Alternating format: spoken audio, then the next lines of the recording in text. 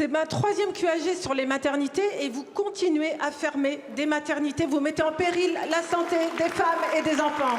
Depuis 2020, le taux de mortalité infantile en France ne cesse d'augmenter, atteignant aujourd'hui 4,1 décès pour 1000 naissances. 2800 bébés perdent la vie avant leur premier anniversaire et 70% d'entre eux meurent à la maternité. La France se retrouve au 23e rang sur 27 en Europe, alors qu'elle était parmi les premiers il y a 25 ans. Ce chiffre alarmant peut être mis en parallèle avec la fermeture progressive des petites maternités.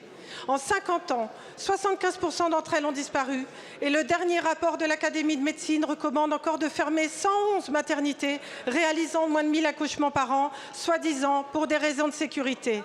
Vous accélérez donc les fermetures.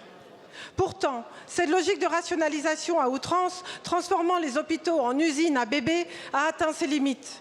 La surcharge des grandes structures hospitalières, le manque de suivi des prématurés et la dégradation des services de protection maternelle et infantile mettent en danger les mères et leurs bébés. Monsieur Macron a appelé à un absurde réarmement démographique, mais en même temps, il torpille les hôpitaux publics. Ne serait-il pas temps de stopper les fermetures de maternités pour garantir la sécurité des mères et de leurs bébés, mais aussi des soignants qui aspirent à redonner du sens à leur métier ? Par ailleurs, alors que le système de santé manque déjà de moyens, 1,1 milliard d'euros initialement prévus pour l'assurance maladie vient d'être gelé par Bercy, sans explication sur la réduction des dépenses de santé. Merci à ceux qui n'ont pas voté la censure.